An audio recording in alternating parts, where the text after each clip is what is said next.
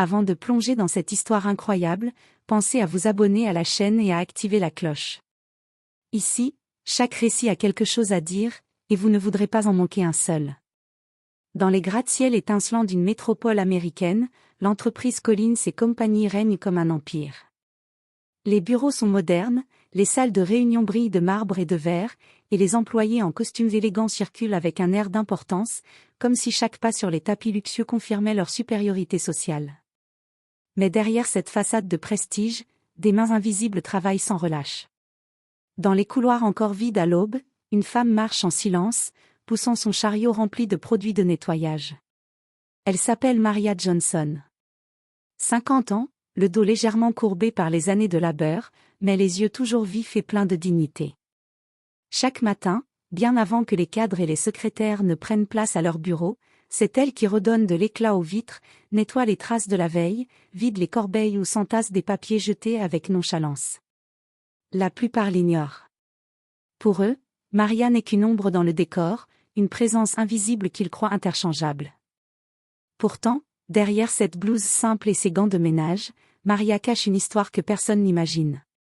Veuve depuis 10 ans, mère de 2 enfants adultes qu'elle a élevés seule avec courage, elle a toujours préféré le travail honnête au regard des autres. Ce que les employés ne savent pas, c'est que Maria n'est pas seulement la femme de ménage qu'ils méprisent, elle détient un pouvoir silencieux, hérité d'un passé que même le PDG de l'entreprise ignore.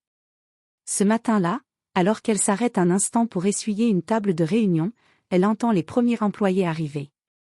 Des rires moqueurs résonnent dans le couloir. Des voix jeunes, arrogantes, pleines de suffisance.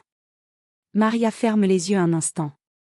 Elle connaît ce ton par cœur, le ton de ceux qui croient que la valeur d'une personne se mesure à la taille de son bureau ou au prix de son costume.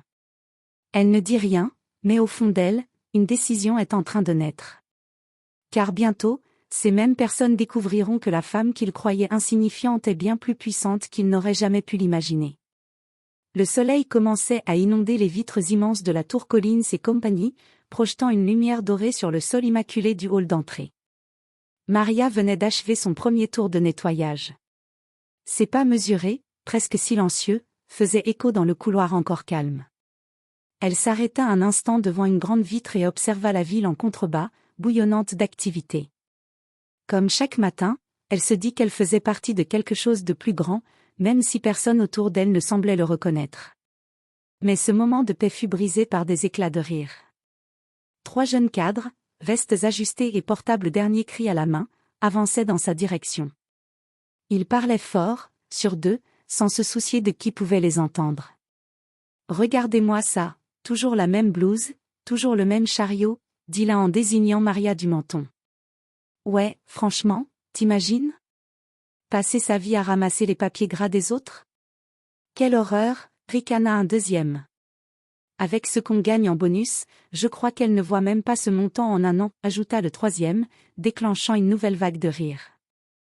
Maria continua d'essuyer calmement la table devant elle, comme si de rien n'était. Mais ses mains, cachées par ses gants de caoutchouc, tremblaient légèrement.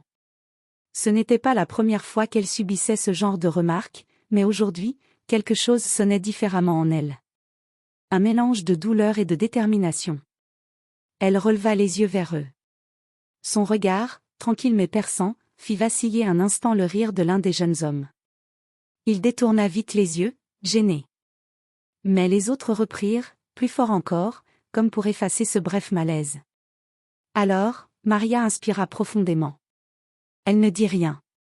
Car elle savait. Elle savait que bientôt, les masques tomberaient.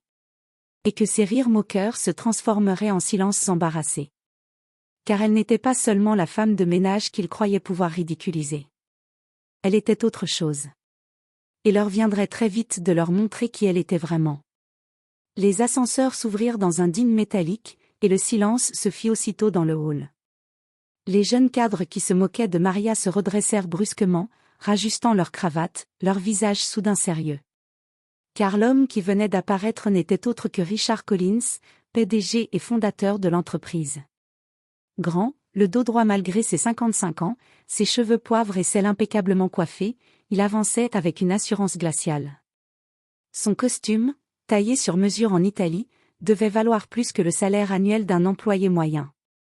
Sa réputation n'était plus à faire, brillant stratège, homme d'affaires redouté, mais aussi arrogant, sec et impitoyable. Collins marcha d'un pas mesuré dans le couloir. Les cadres le saluèrent aussitôt avec une révérence presque excessive. Il leur adressa à peine un signe de tête, avant que son regard ne tombe sur Maria, qui terminait de nettoyer une table basse. Il fronça les sourcils, comme si sa simple présence salissait la perfection de ses bureaux. « Madame Johnson, n'avez-vous pas fini ce secteur » lança-t-il d'une voix sèche. Maria se redressa lentement. « Presque, monsieur. Encore quelques minutes et tout sera impeccable. » Collins soupira, jeta un coup d'œil à sa montre suisse et répondit froidement. « Ici, on paie pour l'efficacité, pas pour la lenteur. Les clients arrivent dans 1 heure, et je veux que ce hall brille comme si vous étiez invisible. » Un rire discret s'échappa de l'un des cadres, toujours présent. Maria, impassible, ne répondit pas.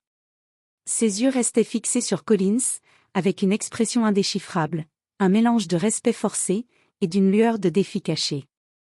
Collins tourna les talons, son parfum coûteux flottant derrière lui, et disparut dans l'ascenseur qui menait aux étages supérieurs. Dans le silence revenu, Maria reprit son travail. Mais dans son cœur, une certitude s'ancra plus profondément encore. Tôt ou tard, l'arrogance de Richard Collins serait confrontée à une vérité qu'il ne soupçonnait pas.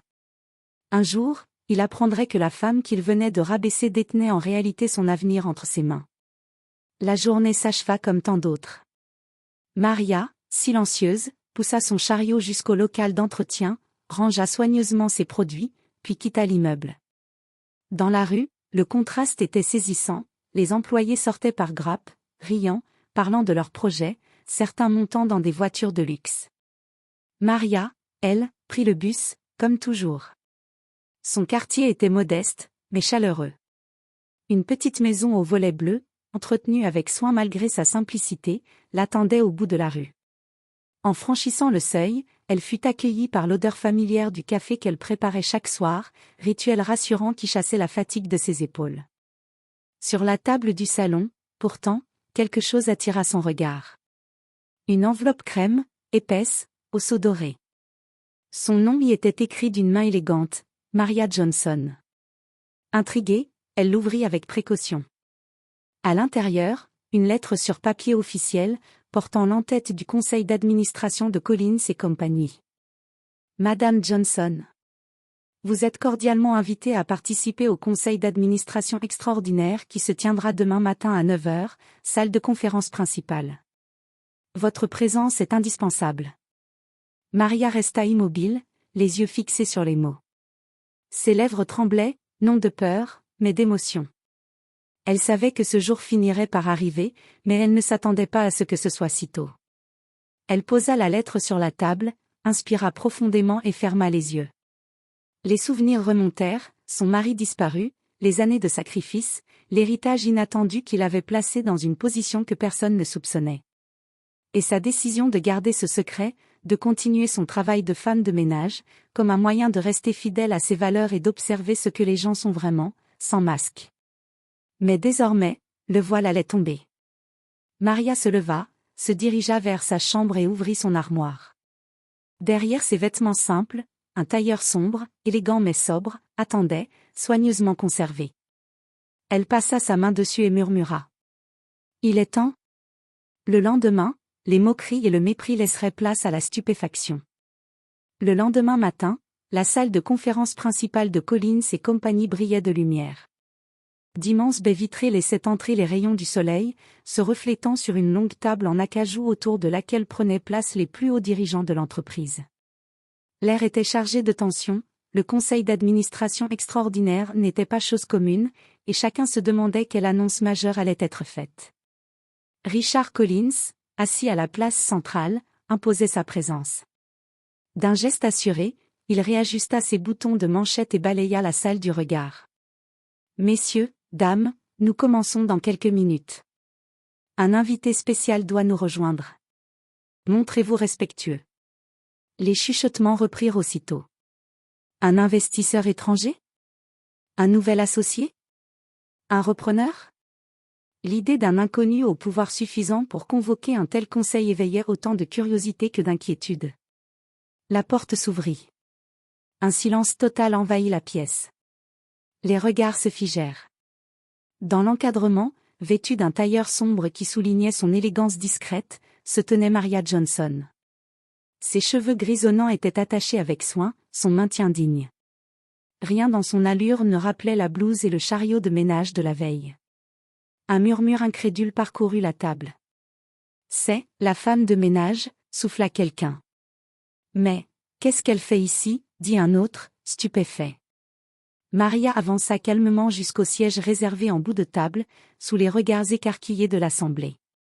Elle s'assit avec assurance, posa devant elle un dossier et leva les yeux vers Richard Collins. Celui-ci fronça les sourcils, visiblement contrarié. « Madame Johnson, il doit y avoir erreur. Cette réunion est réservée aux membres du conseil. » Maria esquissa un léger sourire. « Je comprends votre surprise, monsieur Collins. Mais il n'y a aucune erreur. Je suis ici en toute légitimité. Car je suis. » Elle sortit de son dossier une liasse de documents officiels, qu'elle fit glisser sur la table. L'actionnaire majoritaire de Collins et compagnie. Un souffle d'incrédulité parcourut la salle. Certains se redressèrent, d'autres restèrent bouche bée. Richard Collins, blême, serra les poings. Maria poursuivit, sa voix ferme et posée. Pendant des années, j'ai observé en silence. J'ai vu le respect qu'on réserve à certains, et le mépris infligé à d'autres. Aujourd'hui, ce silence prend fin. La salle retenait son souffle.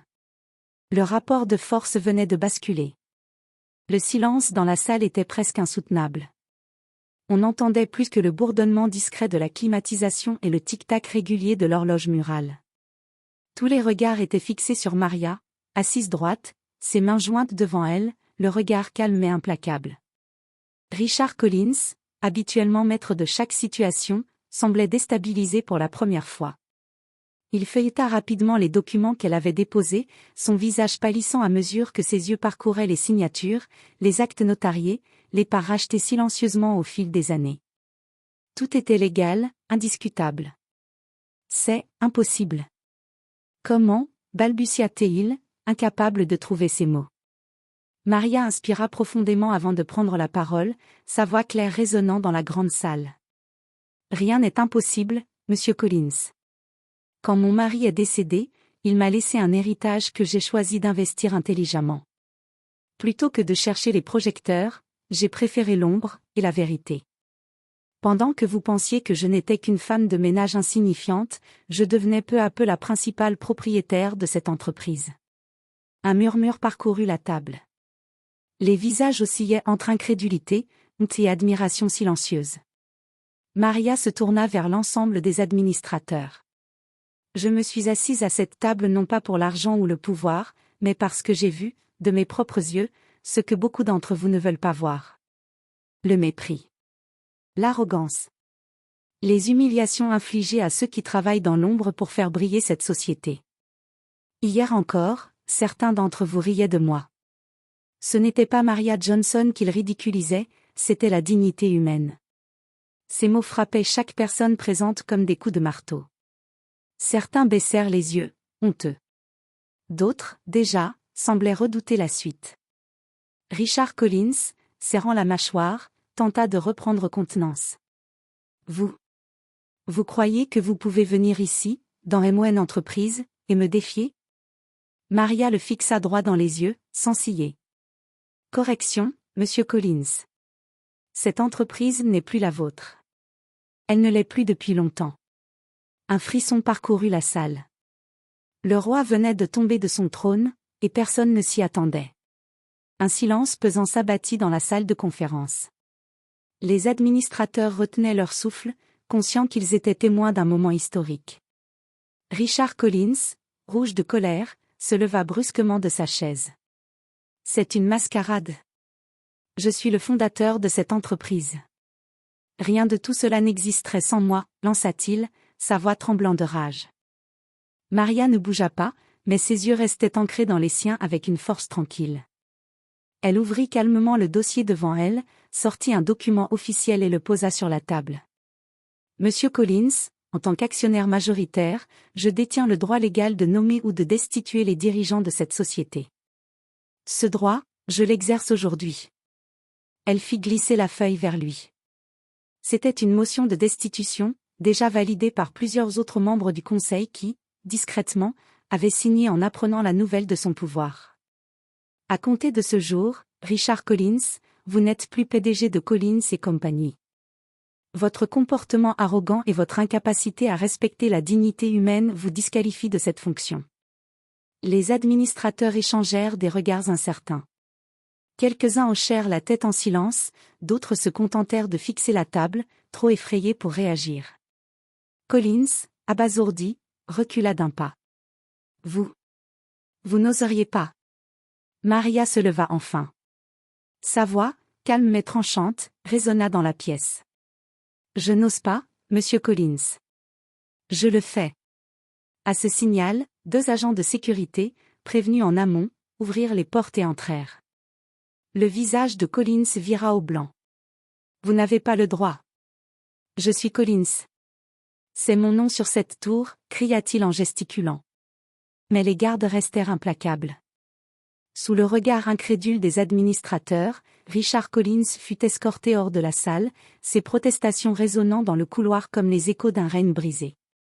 Quand la porte se referma derrière lui, Maria reprit calmement sa place à la table. Elle balaya la salle du regard et déclara d'une voix posée. Ce n'est pas un nom qui fait la grandeur d'une entreprise. Ce sont les valeurs qu'elle incarne. Et à partir d'aujourd'hui, Collins et compagnie retrouvera les siennes. La salle resta figée. Certains administrateurs, impressionnés, esquissèrent un signe d'approbation. Tous savaient qu'une nouvelle ère venait de commencer. La nouvelle se répandit plus vite qu'une traînée de poudre. À peine Richard Collins avait-il quitté le bâtiment, escorté par la sécurité, que déjà les rumeurs circulaient de bureau en bureau. Les employés se penchaient les uns vers les autres, chuchotant avec des yeux écarquillés. « Tu as vu ? Collins a été renvoyé. » Impossible. Il dirigeait cette boîte depuis 20 ans. Et tu sais par qui ? Par la femme de ménage. Dans les open spaces, l'ambiance avait changé. Ceux qui, la veille encore, riaient de Maria, se sentaient soudain glacés à l'idée qu'ils s'étaient moqués de la véritable propriétaire de l'entreprise. Les visages se figeaient, les conversations s'interrompaient dès qu'elle passait. Maria, vêtue de son tailleur, traversait les couloirs d'un pas assuré. Les employés s'écartaient, certains par respect, d'autres par peur. Mais dans son regard, il n'y avait ni arrogance ni vengeance. Seulement cette dignité tranquille qui avait toujours été la sienne. Elle s'arrêta devant un groupe de secrétaires qui la fixaient, pétrifiés. « Mesdames, dit-elle doucement, je sais que tout cela vous surprend. Mais ne craignez rien. Je ne suis pas ici pour écraser qui que ce soit. Je suis ici pour que plus jamais personne ne soit humilié comme je l'ai été. » Un silence suivit, puis l'une des jeunes secrétaires, la voix hésitante, osa demander. « Alors, c'était vrai ? Vous êtes la propriétaire ? » Maria hocha la tête calmement. « Oui. Et désormais, je veux que chacun, du stagiaire jusqu'au directeur, soit traité avec respect. C'est la première règle de cette maison. » Les mots frappèrent les esprits. Certains employés baissèrent la tête, honteux de leurs attitudes passées. D'autres, au contraire, sentirent un espoir nouveau naître en eux. Pour la première fois, ils avaient l'impression que quelqu'un, là-haut, comprenait ce qu'ils vivaient. Dans un coin, un des cadres qui s'était moqué d'elle la veille la regardait, le visage blême. Les rires arrogants d'hier s'étaient changés en une peur muette. Maria continua son chemin, déterminée. Elle savait que ce n'était que le début. L'entreprise devait être réformée de fond en comble. Et ce changement commencerait par la culture même de Collins & Co. Le lendemain, une réunion extraordinaire fut convoquée au grand siège de l'entreprise. L'annonce avait circulé dans tous les étages, la femme de ménage allait prendre la parole devant tout le conseil d'administration. Les rumeurs couraient, certains pensaient qu'elle venait demander des excuses, d'autres qu'elle s'apprêtait à démissionner publiquement. Mais personne n'imaginait la réalité. Dans la salle de conférence, les cadres s'installèrent avec nervosité. Le PDG, sûr de lui malgré le scandale grandissant, affichait un sourire narquois. Les regards se tournèrent vers la porte lorsque Maria entra, vêtue d'un tailleur sobre mais élégant, qui contrastait avec son uniforme habituel. Ses pas résonnaient avec assurance, et son visage exprimait une sérénité inébranlable. « Mesdames et messieurs », commença-t-elle d'une voix posée, « je suis ici aujourd'hui non pas comme simple employé, mais comme actionnaire majoritaire de cette entreprise. » Un silence glacial tomba. Les membres du conseil se regardèrent, stupéfaits, tandis que le PDG fronçait les sourcils, comme s'il venait d'entendre une mauvaise plaisanterie. Maria sortit calmement une chemise de documents qu'elle posa sur la table en verre. « Voici les preuves de mes parts acquises depuis plusieurs années. Je n'ai jamais eu besoin d'exhiber mon pouvoir. Mais après ce que j'ai subi, il est temps de remettre de l'ordre ici. » Les murmures emplirent la salle. Le PDG pâlit, comprenant que sa position venait de vaciller. Maria poursuivit, implacable. « Monsieur le PDG, vos humiliations, vos moqueries et vos abus envers le personnel ne resteront pas impunis. À compter de ce jour, vous êtes relevé de vos fonctions. » Un tonnerre de stupeur éclata, suivi d'applaudissements timides venant d'un coin de la salle. Les employés, qui s'étaient toujours tus par peur, voyaient enfin un visage de justice s'imposer. Maria, autrefois invisible dans les couloirs, venait de montrer à tous qui détenait réellement le pouvoir. Les jours suivants, l'atmosphère dans les bureaux de Collins et compagnie changea radicalement. Les moqueries et les rires méprisants d'hier avaient disparu, remplacés par un mélange de respect et de prudence. Les employés observaient Maria différemment, non plus comme une femme de ménage, mais comme celle qui avait rétabli la justice. Dans les couloirs, les chuchotements se transformèrent en conversations sincères. Certains venaient la remercier, timidement, pour avoir osé affronter l'arrogance et le mépris qui régnaient depuis des années. « Je n'avais jamais osé dire ce que je pensais, mais vous avez changé les choses, » murmura une secrétaire. « Vous nous montrez que nous comptons, tous, pas seulement ceux qui portent un costume, » ajouta un employé du service comptabilité. Maria sourit, mais resta humble. Elle savait que le pouvoir ne venait pas de la peur ou de la vengeance, mais du respect qu'on inspirait par ses actions. Elle lança alors une série de réformes dans l'entreprise. Programme de formation pour tous les employés, afin de reconnaître et valoriser le travail des équipes invisibles. Salaires équitables et réévaluation des primes pour les employés de base. Règles strictes contre le harcèlement et le mépris dans les couloirs, avec un système de signalement confidentiel. Valorisation des contributions. Chaque idée, chaque effort serait reconnu, peu importe le poste. Peu à peu, la culture de Collins et compagnie se transformait. Les employés commencèrent à se sentir fiers de travailler pour cette société.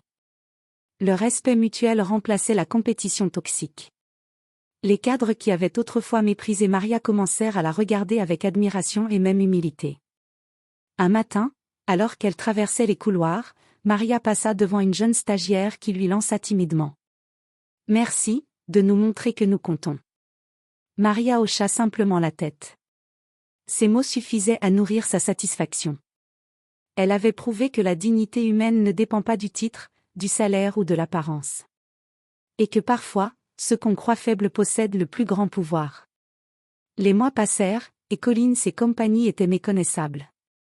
Les couloirs autrefois glaciaux et remplis de mépris résonnaient désormais de rires sincères et de discussions respectueuses. Les employés étaient motivés, fiers de leur travail et conscients que leur valeur ne dépendait pas d'un costume ou d'un bureau luxueux, mais de leur dignité et de leurs efforts. Maria continuait parfois à parcourir les couloirs avec son chariot de ménage, mais plus par symbole que par nécessité. Son geste rappelait à tous que la grandeur ne se mesure pas au pouvoir affiché, mais à la façon dont on traite les autres. Un jour, dans le hall, un ancien cadre qui s'était moqué d'elle vint timidement lui serrer la main. « Je voulais vous remercier. Vous m'avez appris une leçon que je n'oublierai jamais. » Maria sourit doucement, posant sa main sur son épaule. « Souviens-toi toujours que personne n'est invisible. Et que chaque geste de respect ou de mépris laisse une trace. » Dehors, la ville continuait son tumulte quotidien, mais à l'intérieur de Collins et compagnie, quelque chose de précieux avait été restauré, la dignité humaine, le respect et la justice. Maria, humble mais puissante, avait changé non seulement l'entreprise, mais la perception que chacun avait de lui-même et des autres. Et dans cette leçon silencieuse mais profonde, Collins et compagnie devint un exemple que bien peu d'entreprises pouvaient prétendre atteindre. Le vrai pouvoir appartient à ceux qui respectent et élèvent les autres, et non à ceux qui dominent par l'arrogance. Maria, la femme que tous avaient sous-estimée, avait laissé une marque éternelle. Et personne n'oublierait jamais que l'humilité et le courage peuvent renverser les plus puissants.